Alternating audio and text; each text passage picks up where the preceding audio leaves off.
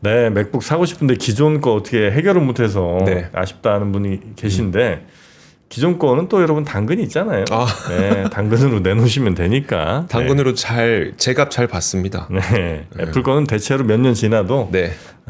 뭐 핸드폰도 그렇고 뭐 아이패드도 그렇고 노트북도 제가 제값 잘 받는 이유를 보니까 업자분들이 좀 계시는 것 같더라고요. 사는 사람들. 네. 아, 그래서 그래요? 그걸 사갖고 이제 조금만 수리하면 이게 더 많이 받을 수 있으니까 좀 업자분들 계신 것 같더라고요. 그래요. 네, 잘 받아가시던데. 그만큼 이제 중고 시장도 활성화돼 있고 네. 잘 팔리고 잘 산다는 얘기겠죠. 그렇죠.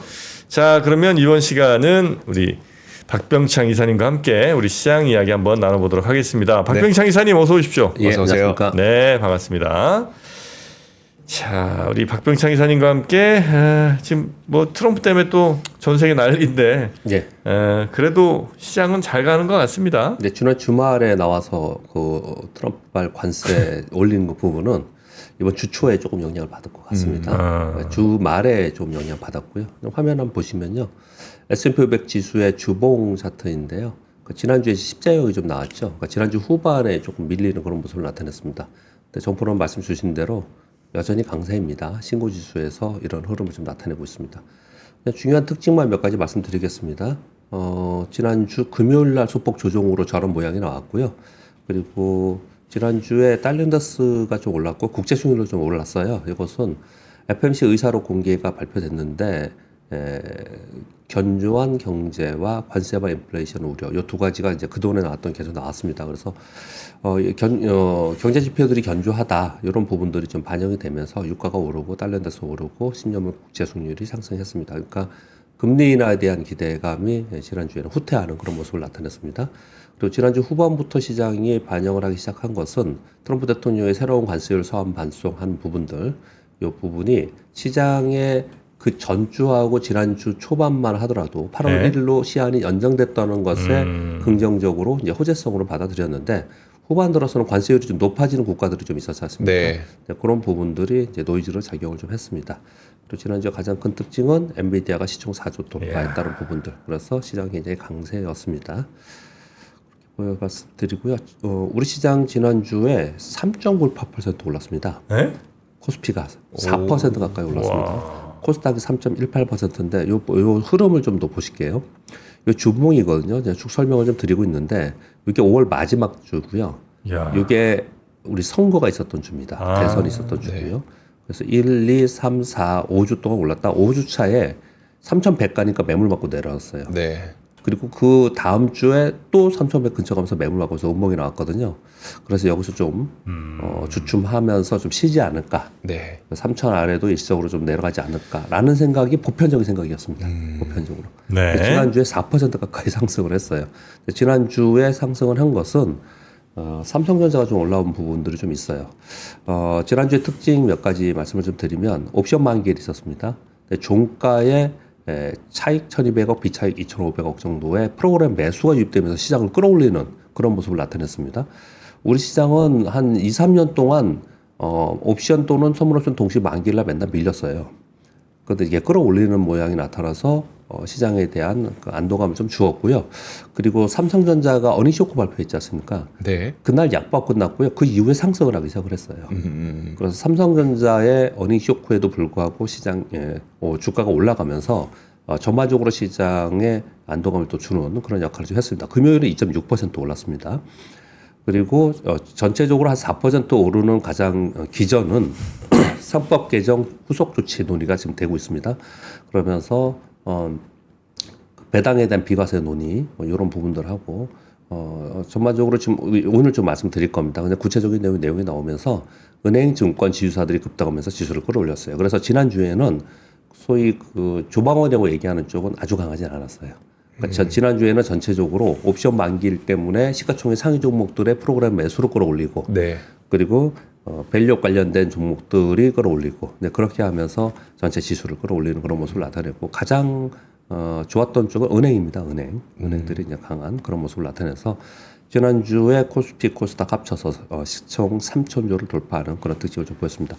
그리고 금요일 날 보면요. 금요일 날은 보시면은 뭐 코스피는 0.23%, 포인트 0.35%에서 그냥 주춤했거든요. 네. 1차 전지가 네, 근데 2차 전지가 상승을 했어요. 금요일 날은. 그러니까 전반적으로 시장을 보면은 조방원에서 막 끌어 올리고 네. 시총이 많이 올라왔잖아요.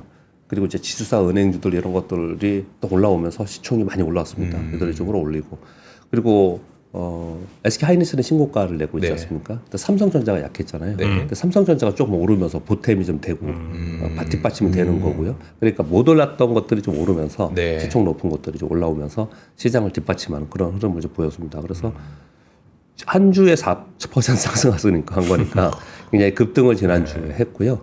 그리고 이거는 월봉입니다. 3,316포인트가 우리나라 신고 지수거든요. 네. 3,200포인트 터치하고 내려왔는데 여기서 또 뭐 3,200포인트에서 매물 맞고 좀 할 수는 좀 있을 것 같은데 이번 주 초에요. 근데 지금 분위기는 재차 말씀을 드리지만 분위기 자체는 이 월봉을 보면 신고가는 그냥 낼 것 같는 그런 분위기의 흐름은 계속되고 있는데 고민은 그런 거라고 말씀드렸잖아요. 기존의 주도주를 계속 할 네. 거냐, 다른 쪽으로 이동을 할 거냐. 아니면 모더론 쪽에 좀 해서 키 맞추기 상승이 있을 거냐, 어느 쪽으로 순환될 거냐, 네. 이런 부분들을 계속 얘기하고 있는 그런 상황인데 이번 주에도 계속해서 상법 개정안 이후의 후속 조치들 이런 부분들이 시장에 좀 이슈가 계속되지 않을까라고 생각을 합니다. 미국 시장의 전체 흐름을 좀 볼게요. 상반기에는 관세를 우려로 변동성 확대했지만 원위치했죠. 근데 하반기에 지금 들어서면서 강세를 보이는 것은 감세, 은행 규제 완화, 금리나 요소로 인한 경기 회복, 그리고 시장 유동성 기대, 이렇게 지금 시장에서 기대를 하는 거고요. 그래서 지금 미국의 경기 침체 확률 뭐 50% 넘는다, 40% 넘는다 그러는데 지금 30%대로 떨어지고 있어요. 지금 뭐 그런 얘기들이 월가에 계속 얘기 나오고 있고요. 뉴스들은요. 그러니까 이제 희망이 더 있는 거죠. 기대가 더 있는 거고요. 네. 그래서 확인하고 싶은 것은 관세 협상 마무리가 어떻게 될 것이냐, 그리고 관세 발 인플레이션이 반영해서 어떻게 물가가 어떻게 될 거냐, 요거 확인하려고 하는 거고요. 요거 빼놓고는 전반적으로 시장에서는 위쪽으로 좀 바라보는 그런 흐름을 좀 나타내고 있고요. 그리고 수급상으로는 빅테크 주도의 상승이 지속될 것이냐, 상대적 저평가들이 움직일 것이냐. 이게 무슨 얘기를 자꾸 드리냐면 지난주에도 내내 설명을 드렸는데요. 이것도 미국 얘기예요? 예.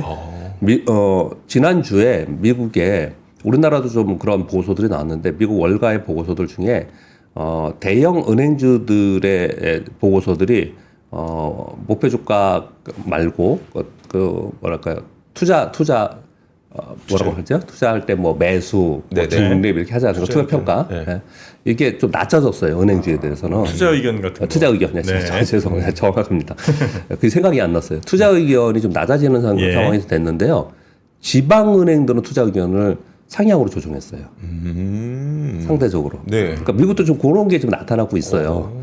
전반적으로 좀 그런, 왜냐하면 지방은행들이 투자 의견이 상향되는 것은 위에 있는 이런 내용들 때문에 그렇습니다. 감세, 은행 규제 완화, 금리나 뭐 이런 부분들이 이제 밑으로 좀 낙수 효과 좀 퍼질 거라는 거예요. 그들의 이제 수익성이 좋아질 거라는 얘기를 하는 거예요. 그러니까 미국도 계속 그 논란이 있다는 설명을 드리는 거예요. 계속 그런 현상이 나타나고 있고요.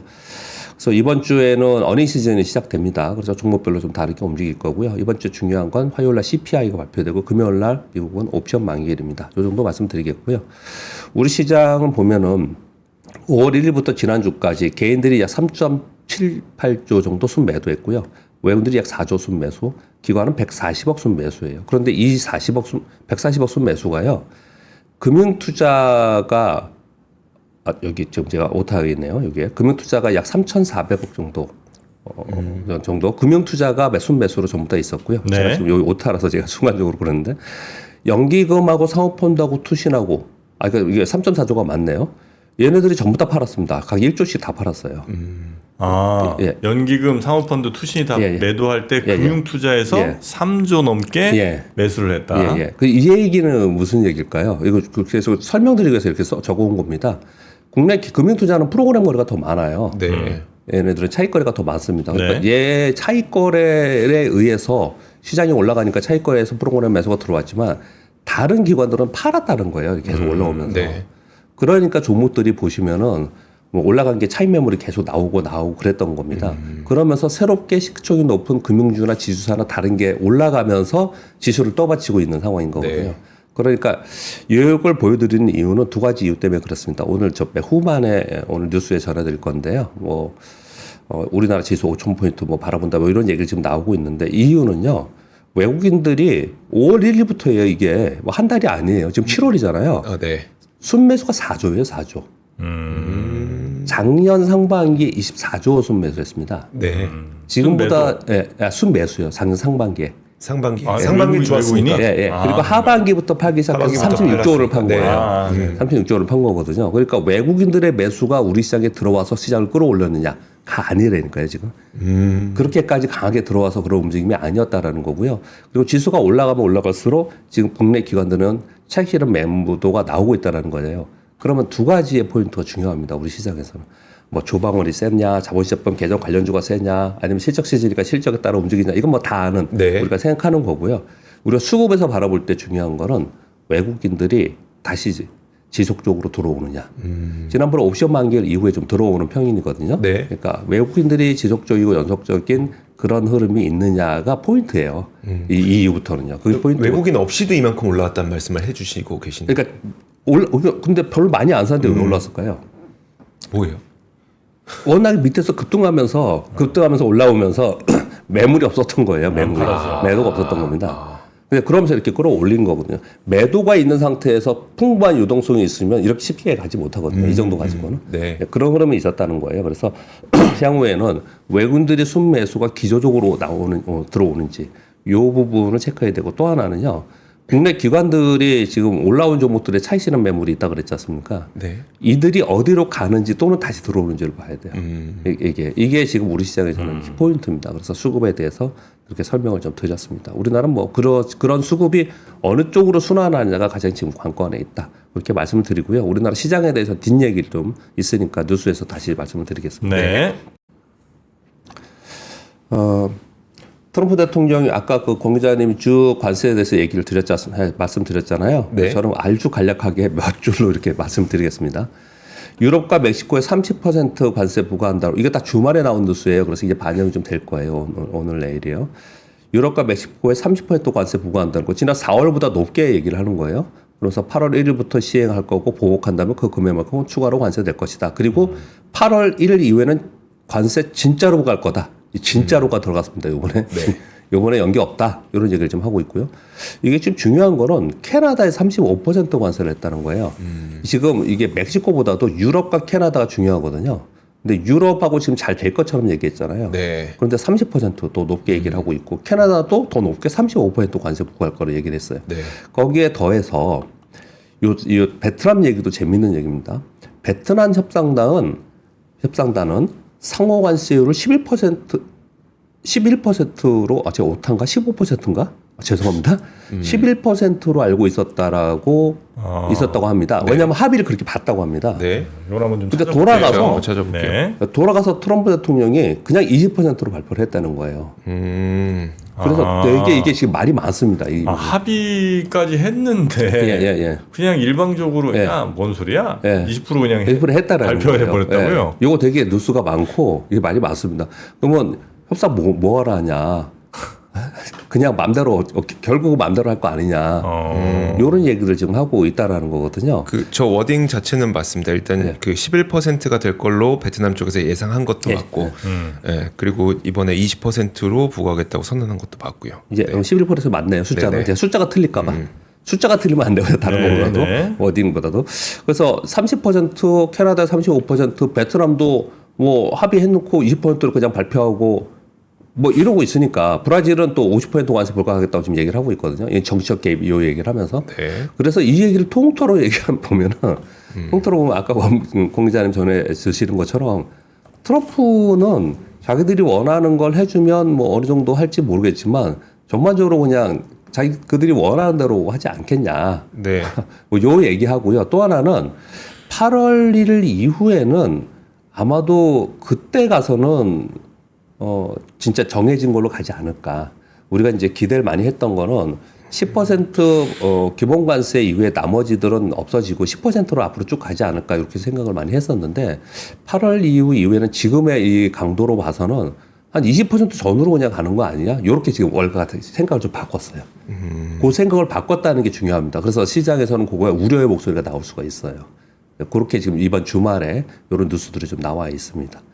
사실 뭐 내용을 저도 읽어드렸지만은 이러이러 흐름이라고 읽어드렸지만은 되게 다 저희 입장에서는 그들은 뭐 되게 분석하고 했겠지만 그래서 어떻게 할 건데 뭐 이런 느낌 뭐 이렇게 지금 지나갔고 주말에는 좀 시장에는 부정적인 노이즈로서 작용할 수 있는 그런 내용들이 좀 나왔습니다. 그렇게 뉴스를 전해드리겠습니다. 네.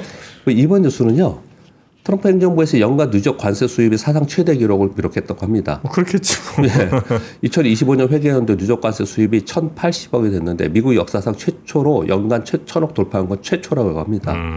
그래서 6월 한 달간 266억 달러라고 해요. 전년 동월비 4배이고요. 그래서 올해 말까지 3천억 달러를 전망한다고 합니다. 이러니까 이런 것들을 보면 또 보시면 6월에 재정이 270억 흑자가 났는데 이거 전년 동월비 710억이 적자였거든요. 그러니까 네. 관세 수입이 상당 부분 트럼프의 업적으로 계속 얘기가 남아있다라는 거예요. 그래서 이런 거하고 합쳐서 보면은 트럼프 대통령이 우리가 생각하는 것처럼 그들이 얻어내면서 기본관세만 두고 저는 아직도 그렇게 생각을 하는데 네. 점점점 좀 세지고 있다. 후퇴하지 않을 수도 있다. 이런 얘기들을 좀 하고 있는 그런 상황입니다. 그래서 이 두 가지 뉴스를 보면은 시장에 좀 부정적인 그런 뉴스가 좀 나와 있는 그런 상황입니다. 근데 저도 이거 좀 확인은 더 다시 해봐야 될 것 같긴 한데 저도 기억이 그때 이제 그 베트남과의 협상에서 20%로 하되 베트남으로 우회 수출하면 뭐 40%까지 40%, 하겠다 이 얘기가 있었잖아요. 예. 근데 왜 그러니까 제가 아까 말씀드렸던 숫자가 틀리지 않았습니다는 해당 기사에서 숫자는 그렇게 나오긴 했거든요. 11%, 20%. 근데 저도 그 당시 기억에 베트남과는 20%로 합의하지 않았었나? 그럼 나중에 결과발표. 트럼프 대통령 결과발표 그렇게 했다고요. 네. 근데 사후적으로 나중에 보니까 협상할 때는 11%로 협상을 했더라. 네, 그런 얘기들을 하면서 트럼프 대통령의 협상에 대해서 비판의 그 말이었구나. 기사들이 나오는 거예요. 라는 말씀을 좀 드리는 거예요. 네. 자, 뭐 다른 데도 영향을 주겠죠. 그러니까 이제 이런 얘기를 하고 아까 그런 말씀 서로 나누시던데 제가 밖에 들어보니까 네. 우리나라 협상도 굉장히 지금 뭐 서둘러야 되고 뭔가 빨리 줘야 되고 그래서 해야 될 것처럼 그런데 이 결과들을 쭉 보면 그렇지 않았다는 얘기를 네. 지금 비판한다라는 설명을 드리는 거예요. 그렇게 말씀을 드리겠고요. 그리고 오페크 플러스에서 10월부터는 원유 증산을 일시 중단할 것이라는 이제 논의를 좀 하고 있다라는 뉴스가 나옵니다. 이게 왜 이런가를 이제 의미 때문에 말씀을 드리는 거예요. 오페크 플러스는요, 사실 트럼프 대통령이 이전에 수년간 감산을 했습니다. 감산을. 근데 올해 4월부터 증산하기 시작한 거거든요. 그래서 8월에만 54만 배럴, 9월에도 55만 배럴 증산해서 올해 이제 전체적으로 보면은 2023년도에 220만 배럴 감산 조치가 있었는데 그거를 원위치 한다라는 거예요. 그러면서 계속 유가가 떨어졌거든요. 네. 그러니까 유가가 계속 떨어지다 보니까 오페크 플러스 회원국들이 이거 가격 계속 추가하라고로 인해서 이거 우려가 된다. 이거 이렇게 자기들도 이거 재정 상태가 계속 안 좋아질 거 아닙니까? 그래서 다시 요게 증산에 대한 중단하고 감산 얘기를 할 수 있다. 이런 얘기가 지금 나오고 있거든요. 네. 이거는 뭐 왜 그런지는 아시죠. 트럼프 대통령의 정책으로 인해서 이런 모습이 나타나고 있는 거거든요. 그래서 하반기에는 요 이슈는 굉장히 중요합니다. 그렇게 말씀을 좀 드리겠고요. 네. 아마존 프라임데이의 매출이 걱정을 했잖아요. 241억 네. 달러로 전년비 28.4% 증가했다고 합니다. 이러니까 이제 견주하다. 미국 경쟁이 좋다 이렇게 계속 얘기 좀 하고 있는 거고요. 그리고 테슬라 여기 오늘 뉴스들이 좀 많습니다. 하나하나 그냥 단신으로 말씀드리겠습니다. 테슬라 관계자들이 연초에 삼성 파운드리하고 삼성 디스플레이에 방문했었는데 7월 초에 다시 한번 방문을 했다고 합니다. 그래서 시장에서는 이거 삼성 파운드리에 테슬라의 패키지들이 진행이 되고 있지 않냐, 네. 이게 나오지 않겠냐. 테슬라에 들어가는 예. 반도체 만들어주고 예. 테슬라 뭐 앞에 이렇게 모니터 쭉 들어가는 거 요거 이제 예. 같이 패키지로 같이 들어간다. 예. 요게 기대감이 있다라는 이제 보도들이 일단 나오고는 있습니다. 네. 근데 지금 발표 자체는 없기 때문에 네. 흐름을 좀 보시면 될 것 같고요. 이번 뉴스가 재미있는 뉴스입니다. 전혀 보이지 않는 HBM 둔화 조짐 이런데 이건 그림을 보시면 압니다. 요 그림이 뭐냐면요. 대만에서 한국으로부터 수입한 메모리예요. 이건 딱 답이 나와요. 이건 진짜로.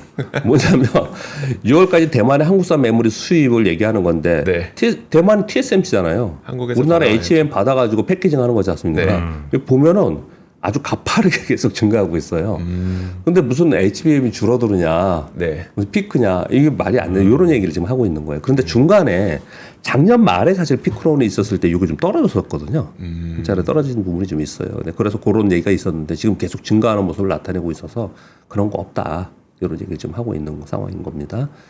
그리고 이거는 아까 뉴스3에서 전해주셨던데 저는 단신으로 그냥 짧게 말씀드리겠습니다. L전자가 HBM용 하이브리드 본더 개발로 반도체 장비 시장에 진출한다. L전자 생산기술원에서 하이브리드 본더 연구 개발 진행 중인데 하이브리드 본더 선도회사는 네덜란드인가 베시라는 회사하고요. 그리고 어플라이드 머티리얼즈는 알죠, 여러분? 미국 회사인데 우리나라는 한미반도체 하나세미테, 삼성자회사, 세메스에서 개발 중입니다, 이거. 그런데 여기에 지금 진출을 한다, 이런 얘기를 좀 하고 있어서 아마도 저는 이거는 영향을 줄 것 같습니다. 이쪽 섹터에 있는 종목들에는. 그래서 가져왔습니다.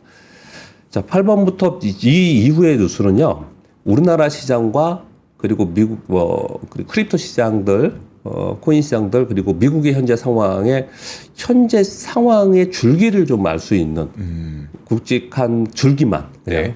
그래서 한번 정리해서 가져와 봤습니다. 정리해서 일단 첫 번째 우리나라 한국 시장은 JP모건에서 코스피 2년 내 5,000포인트에 근접할 것이라는 발표가 있었습니다. 블룸버그발 뉴스이고요.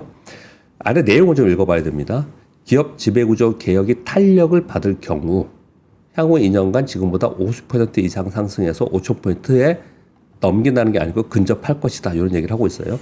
개혁이 순조롭게 진행되는 한 시장 변동성이 나타날 때마다 추가 매수를 권고합니다. 라는 보고서고요. 가격 떨어지면 계속 사라는 거네요. 예. 그죠? 네. 그리고 올해 남은 기간은 하반기죠. 3,200에서 3,500포인트 정도가 되지 않을까. 이렇게 전망했는데 저는 신고 지수를 내고 조정을 보일까 생각을 좀 하고 있거든요. 네. 그래서 좀 비슷한 생각을 좀 하고는 있습니다. 그리고 그럼에도 불구하고 아이러니하게도 최근 외국인 순매수는 2023년 초, 작년 초에 비해서 훨씬 약하다. 왜 그러냐? 더 좋은 시점을 찾기 위해서 대기 중으로 판단한다. 이렇게 얘기를 하고 있거든요. 근데 제가 듣기에도 여의도에서 듣기에도 그렇게 듣고 있습니다. 이번에 그냥 한 방에 올라왔잖아요. 네. 처음에 쇼커버는 좀 있었고 그리고 처음에 산 쪽은 빨리 움직인 쪽은 있었지만 보통 기관들이 그렇게 빨리 잘 못 움직여요. 네. 의사결정을 하거든요. 회의하고. 그래서 이번 4, 5주 만에 그냥 올라온 부분이 좀 있었기 때문에 아마도 지금 사야 되느냐 고민이 상당히 많을 거예요. 그래서 지금 사야 되느냐 기다렸다 사야 되느냐 이런 고민들이 상당히 많이 있다고 제가 듣고 있고요. 네. 그리고 또 하나는 우리나라에서 지금 얘기하고 있는 기업 지배구조 개혁 요거 있지 않습니까? 네. 이게 얼마나 될 거냐 지켜보자고 하는 의견들이 되게 많대요. 그래서 지금 그 얘기를 그대로 전해주는 겁니다. 이 JP모건이. 네. 그대로 전해주는 거예요. 요게 우리나라의 지금 상황인 거거든요. 근데 여기서 지금 제일 중요하게 얘기하는 게 뭐예요? 지배구조 개혁이잖아요. 네. 그래서 거기에 관련된 내용들이 몇 가지만 한번 적어왔습니다. 우리 다 알고 있는 상법에 대한 일부 개정안을 통과된 거, 이런 것들은 지금 정해져 있고요. 지금 새로 나온 뉴스들만 쭉 읽어드려 볼게요. 굉장히 빠릅니다, 다. 중복 상장에 대한 심사 기준을 구체화했다고 합니다. 모회사의 주주이익이 보호되거나 우선되는 경우가 돼야 되고요. 상장되는 자회사의 사업적 독립성가 확보되는 경우에 중복 상장에 대해서 허용이 좀 가능하지 않겠냐 이런 얘기를 하는 거예요. 근데 사실은 대부분 근데 사업적으로 독립성 확보가 쉽지 않고요. 네. 그리고 모회사의 이익이 보호돼야 된다는 거예요. 우리 중복 상장은 다 보호되지 않기 때문에 문제가 생긴 그렇죠. 거지 않습니까? 이 얘기 좀 하고 있는 거고요. 그리고 인적 분할, 물적 분할 하지 않습니까? 인적 분할, 물적 분할에도 주주 의견을 수렴하고 주주 보호에 노력을 해야 된다. 그러니까 주주 매수 청구권을 확실하게 해줘야 되고 또는 배당 자사수 소각 등의 이런 주주 보호 노력이 있는 상태에서 허용을 해준다. 이런 얘기를 지금 하고 있어요. 네. 굉장히 구체화되고 있습니다. 이 얘기가 하나 있었고요. 그리고 이번 주에 법사위의 상법 보완 공처회가 있는데 집중투표제와 감사위원 분리선출 등을 논의한다고 하는데 이게 지금 재계에서 되게 반론이 되게 많습니다. 감사위원 분리선출 이것도 그렇고요. 되게 요 내용을 지금 한다고 하고 있고요.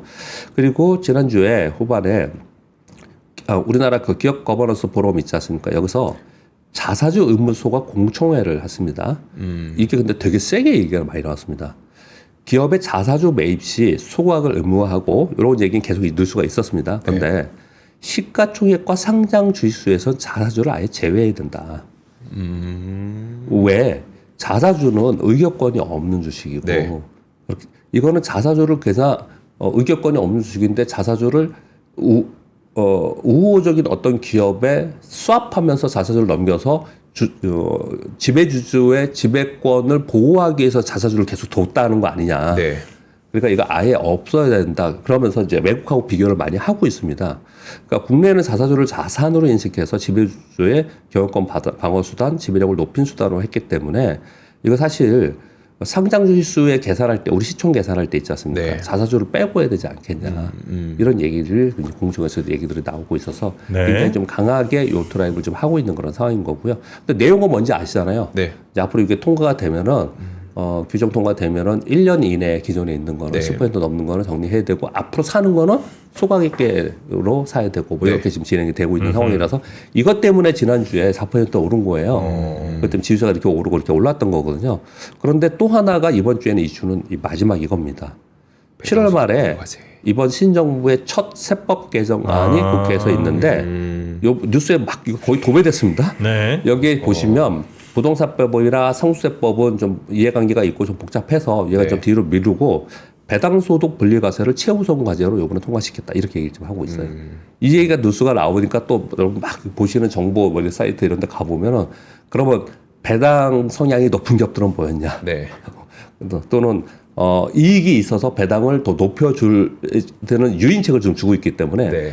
배당을 많이 할 수 있는 기업이 뭐냐 뭐 이런 것들 리스트가 돌아다니고 그래요. 그래서 이번 주에는 아마 이게 이슈가 될 가능성이 되게 높습니다. 자, 지금 지금 두 번째 JP모건의 보고서와 여기까지 읽어드린 거는 지금 우리 시장 상황에 대해서 설명을 드린 겁니다. 네. 그 줄기를 보자 이렇게 말씀드리는 거고요. 두 번째는요. 코인 있지 않습니까? 코인. 네. 코인 쪽을 하시는 분들은 이번 주가 제일 중요하고요. 그래서 지난주에 비트코인이 신고 가격이 형성이 된 거예요. 이번 주를 크립토 위크라고 합니다. 왜 그렇게 얘기하냐면 미국 하원에서 이번 주는 다른 거 다 빼고 다 논의하지 말고 아무것도 생각하지 말고 네. 가상자산 법안에만 집중해서 한 주간 논의를 하자. 그래서 크립토 주간이에요. 크립토 위크입니다. 이번 주가. 네, 근데 어떤 걸 하느냐? 가상자산 시장의 구조적인 구조에 대해서 법안, 스테이블 코인 규제법, 중앙은행의 가상자산 감시 중단법들을 이번 주에 논의를 한다고 합니다. 이게 지금 크립토 위크라는 내용인 거고요. 그래서 이번 주에 뭐가 나올지에서 기대감이 굉장히 큰 거예요. 그러면서 비트코인이 신고 가격을 형성하고 이제 이런 모습이 나타났는데 몇 가지 더 읽어드리겠습니다. 그 관련된 내용들을 제가 몇 가지 가져온 겁니다. 트럼프 행정부에서는 달러 연동 스테이블 코인으로 기축 통합 패권 재강화 전략으로 스테이블 코인을 사용하려고 하고 있다. 이런 이제 보도가 또 있었고요. 블랙록 비트코인 ETF는요, 374일 만에 800억 달러를 돌파했는데 기존의 ETF는 800억 달러를 돌파한 거에 가장 빠른 기록은 1814일이었는데 비트코인 ETF는 네. 374일 만에 돌파했다라는 거예요. 최근에 약 830억 달러인데 이 규모는 비트코인 ETF 중에서 최대 규모이고 전 세계 ETF 무지하게 많잖아요. 네. 그 중에 21위. 예, 21위의 크네요. ETF에 지금 들어있다고 아, 합니다. 전 세계 ETF 수많은 ETF 가운데 21위. 네. 아. 그러니까 이 비트코인 코인 시장에 자금이 얼마큼 들어오고 있고 분위기가 어떻게 바뀌었냐 이렇게 좀 알 수 있는 거고요. 사실 제가 여기까지만 적어왔었는데 주말에 이 뉴스가 하나가 더 들어있더라고요. 캘리포니아 주에서 비트코인을 원래 그 뭐 세금 내고 이런 거에 허용하는 쪽으로 좀 법안이 좀 만들어지고 있었습니다. 네. 그런데 이번에 비트코인 결제 허용 법안에서 스테이블 코인만 허용하는 걸로 비트코인은 좀 제외하는 걸로 해서 이게 어디서 추진하는 거냐면 캘리포니아 주에서 추진하고 이걸 가지고 우리나라의 금감원 이런 것처럼 금융보호 협식팀부에서는 이 조항에 따라 규정을 다시 제정한다. 이렇게 지금 뉴스가 나오고 있거든요. 그러니까 지금 이 시장도 어마어마하게 뭐랄까 성장하고 있고 그 성장에 따라서 규제가 막 어떤 걸 쫓아가야 되잖아요. 네. 쫓아가야 되고 그랬을 때 또 문제점이 뭐가 있다는 게 생기면 주별로 또 다르게 움직이고 있고 지금 이러고 있는 거예요. 그래서 큰 한 줄기가 또 이쪽 줄기입니다. 네. 이게 예전에는 비트코인 시장이 막 이렇게 크고 변동성이 굉장히 심할 때 옛날에 아주 옛날도 아니에요. 한 10여 년 전에 뭐 한 $1,000, $2,000 갔다가 막 폭락하고 막 이랬을 때 옐런 장관이 네. 그때가 옐런이 연준 의장이었을 거예요. 장관이 아니고 이 비트코인을 어떻게 생각하냐 그랬더니 그 신경 안 써도 돼. 그냥 그쪽 그냥 전체 규모가 크지 않고 네. 그냥 자기들만의 리그들 약간 그런 식으로 얘기를 했었거든요. 신경 안 써도 된다. 지금은 아니에요.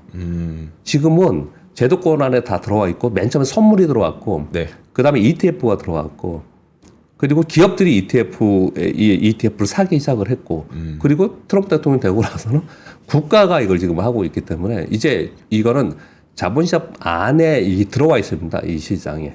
이 시장에 들어와 있기 때문에 이것이 어떻게 움직이냐에 따라서 자본시장에 있는 유동성의 변화나 또는 향후에 있을 변동성이나 이런 부분들이 영향을 굉장히 크게 줄 가능성이 높아요. 그래서 이 시장도 한 시장입니다. 우리가 계속 좀 네. 추적을 해봐야 되는 거고요. 우리 다 아시다시피 달러 연동 스테이블 코인은 미국 국채하고 연동이 되어 있지 않습니까? 네, 네. 그러니까 이게 중요하다 그런 말씀을 좀 드리겠고요. 그래서 이번 주에 뭐가 나오는지는 좀 뭐랄까 이쪽에 거래를 하지 않는다 하더라도 네. 좀 관심을 좀 갖고 좀 볼 필요가 있습니다. 가격도 막 사상 최고가 올랐던데 사상 그게 이제 예. 크립토 위크를 예, 예. 기대하면서 네, 네. 올라간 거군요. 네. 그리고 뭐 트럼프 대통령은 뭐 가족이 이름에 코인도 다 만들고 막 거기다가 돈 넣어가지고 비트코인 사고 그러잖아요. 네. 지금 이쪽은. 근데 우린 진짜 웃죠. 그런 얘기를 하면. 우리나라에서 그렇게 하면 바로 다. 그럼요. 자, 그리고요. 네, 그리고 마지막은 지금 뭐 우리 지수 5천 얘기하고 막 이러고 있는데 그래도 또 이런 쪽도 한번 이거는 그냥 읽어드리겠습니다. 한번 좀 한쪽으로 이런 걸 다운로드 받으셔서 그래도 갖고는 좀 계세요. 이게 뭐냐면요. 시장이 만약에 안 좋았으면 굉장히 부각될 내용들입니다. 첫 번째는요. 워렌 버핏 지표라고 굉장히 시장에 추정했죠. 네. 굉장히 좋게 받아들이고 뭐 이거를 맞다라고 얘기했잖아요. 한동안. 네. 근데 워렌 버핏 지표의 현재 시장 평균의 표준 편차가 1.5에서 2 사이에 있었는데 지금은 이를 넘어갔다는 거예요. 그리고 이거보다도 더 우리 맨날 얘기했던 게 뭐냐면 이코노미스트 분들이 얘기했던 게 워렌 버핏 지표 중에 GDP 대비 시장 가치가 어느 정도냐. 이게 100% 위에 있냐, 200% 정도 있냐. 네. 이게 어느 정도 이상 가면 이거 과열이다. 이런 얘기를 했단 말이에요. 네. 그런데 그리고 보시면요. 워렌 버핏 인디케이터에 표준 편차 1.5 여기 1이고 여기 2거든요. 네. 이 위로 짐이 여기 올라서 있다는 거예요. 잘 보시면 여기 올라서서 다 폭락했어요. 그 시장 약세론자는 되게 좋아할 그림일 것 같아. 네. 여기 보면요. 여기서 2000년도에도 그랬고 2000초에도 그랬고 여기에 2020년도에도 그랬고 그럼 지금 여기 와 있다는 거예요. 이거보다 근데 사실 이거보다 더 많이 우리가 흔히 많이 본 그림은 요 그림입니다. GDP 대비 지금 주가가 시장에 어느 정도 와 있느냐는 거예요. 네. GDP 대비. 근데 여기 보시면 여기 100%예요. 200%거든요. 지금 여기까지 와 있는 상황이에요. 이거 잘 보시면 진짜로 여기 와서는 다 떨어졌어요. 이렇게. 네. 그 시장을 좀 너무 그러니까 너무라긴 표현보다 시장을 걱정하는 쪽 이거 과열 아니야라고 그쪽으로 막 보시는 어떤 대학 교수님이 이 그림을 봤다. 그러면 되게 좋겠죠. 이런 그림이요. 자, 그 하나 더 읽어드릴게요. 재밌게. 엔비디아 시가총액이 4조 달러를 넘어섰죠. 엔비디아 네네네. 시가총액 4조 넘어섰지 않습니까? 네. 정 프로님이 그래서 제가 질문 드린 거예요. 그래서 뭐 이러시는 것 같아갖고 독일 시가총액이 총액이 3조 달러입니다. 이 독일이에요, 독일. 이게 4조 달러. 이게 엔비디아하고 이게 독일인데요. 그래서 한번 여기 제가 읽어드려 볼게요. 하나의 이게 지금 다 기사입니다, 기사. 하나의 제조업체의 가치가 세계에서 가장 큰 경제국 중 하나보다 더 높다 지금. 주요국 GDP를 보면 2005년 기준으로 볼 때 미국 28조 달러, 중국 17달러 이렇게 높잖아요. 일본이 4.8조 달러, 독일이 4.5조 달러, 인도 4.2조 달러, 영국 3.4조 달러, 프랑스 3.2. 이게 한 국가의 GDP라는 거예요. 네. 근데 한 기업의 가치가 4조 달러? 그러면서 막 10조 달러 간대? 이렇게만 얘기를 하는 거고요. 그것도 문제예요, 진짜. 이런 거 얘기를 하는 거고. 그리고 트럼프 이번에 감세 법안 이걸 제일 비판을 많이 하잖아요. 네. 제이미 다이먼 이런 분들이요. 이거로 인해서 지방 연방 부채가 지금 121%인데 이거 10년 후면 한 134% 간다. 이거 감당 못하는 수준까지 계속 갈 거다. 이 얘기를 계속 하는 거고요. 그러니까 이 이코노미스트의 시장을 바라보는 관점은 이런 게 보일 거예요. 계속해서. 그러면서 요런 걸 제가 한번 이렇게 몇 가지를 다 주말에 정리해서 몇 가지만 우리가 직관적으로 인식할 수 있는 네. 이런 몇 가지만 한번 가져와 봤는데 지금 다시 말씀드리지만 근데 지금 우리 시장 분위기 좋고 미국도 뭐 하반기 기대하고 있습니다. 그리고 우리 지금 더 올라갈 거 기대하고 있는데 그런 사이에 우리가 좋다 그러면서 막 주식시장이 올라가고 주식시장은 원래 버블을 만드는 거거든요. 네. 버블을 만들고 있는데 그런 버블을 지금 어디까지 만들고 있느냐 이런 내용들이 있다라는 거예요. 그러니까 지금 당장 이것 때문에 우리의 투자가 하반기에 투자 전략을 바꾸는 부분은 아니지만 네. 그래도 지금 상황이 어떤지 큰 줄기라고 제가 말씀드렸잖아요. 어떤 상황인지를 알 수 있는 이런 기사들이나 보고서인 것 같아서 정리를 한번 해봤습니다. 네. 네. 알겠습니다. 4조 달러 전 세계 어느 나라 뭐 중국 정도는 빼야겠습니다만 하여튼 웬만한 나라들은 다 그 아래에 있다. 한 기업 아래 시총밖에 안 된다는 거. 우리나라는 뭐 말할 것도 없고요. 자, 우리 박병창 이사님 고생 많으셨고 우리도 빨리 우리 기업들 가운데 뭐 4조 달러까지는 아니더라도 일단 한 우리나라라도 먼저 가시죠. 우리나라라도 먼저 한 우리나라. 예. 한 1조 달러면 얼마야? 1,400조. 1,400조. 그러면 4조 달러면 한 5천 몇백. 그 정도는 됐다. 예. 4조 달러만 가도 일단 좋겠습니다. 자, 그리고 NH투자증권의 광주 세미나 저희가 몇 번 알려드렸는데 7월 16일이니까 내일 모레입니다. 네, 여기에 진행되는 오프라인 세미나 네. 꼭 한번 관심 있는 분들 참여해 보시고요. 특히나 뭐 새 정부 출범이라든지 아니면 지금 미국의 채권 관심 있는 분들도 많거든요. 네, 그렇게 한번 요 오프라인 세미나에서 투자에 대한 아이디어들, 인사이트 같이 나눠 가시기 바라겠고요. 이혁진 차장, 구혜영 차장이 네. 여러분과 함께하니까 꼭 함께하시기 바라겠습니다. 자, 그러면 우리 이사님은 여기서 보내드리고요. 내일 아침에 다시 모시겠습니다. 감사합니다. 고맙습니다. 고맙습니다.